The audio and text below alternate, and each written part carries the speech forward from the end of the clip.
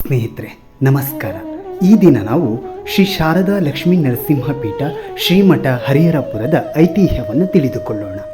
ಹರಿಹರಪುರ ಕ್ಷೇತ್ರವು ಚಿಕ್ಕಮಗಳೂರು ಜಿಲ್ಲೆ ಕೊಪ್ಪ ತಾಲೂಕಿನಲ್ಲಿದ್ದು, ಪರಶಿವನು ಯಜ್ಞಕುಂಡದಲ್ಲಿ ಆವಿರ್ಭವಿಸಿ ಸಮಸ್ತ ಭಕ್ತರನ್ನು ಅನುಗ್ರಹಿಸಿದನೆಂಬ ಪ್ರತೀತಿ ಇದೆ. ಇಂದಿಗೂ ದಕ್ಷಹರ ಸೋಮೇಶ್ವರ ದೇವಸ್ಥಾನ ಹರಿಹರಪುರದಲ್ಲಿದೆ. ಇಂತಹ ಪವಿತ್ರ ಸ್ಥಳದಲ್ಲಿ ದಕ್ಷಯಜ್ಞ ನಡೆದಿತ್ತೆಂದು ತುಂಗಾಭದ್ರ ಕಾಂಡದ ಸ್ಕಂದ ಪುರಾಣದಲ್ಲಿ ಉಲ್ಲೇಖಿಸಲಾಗಿದ್ದು, ದಕ್ಷಾಶ್ರಮವೆಂಬ ಹೆಸರಿನೊಂದಿಗೆ ಪ್ರಸಿದ್ಧವಾಗಿತ್ತು.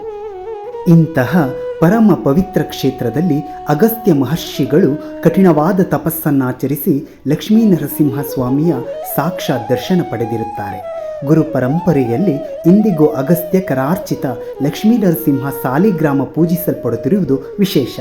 ಹರಿಹರರ ಸಂಗಮ ಕ್ಷೇತ್ರವು ಹರಿಹರಪುರ ಎಂದು ಖ್ಯಾತಿಯಾಗಿದೆ.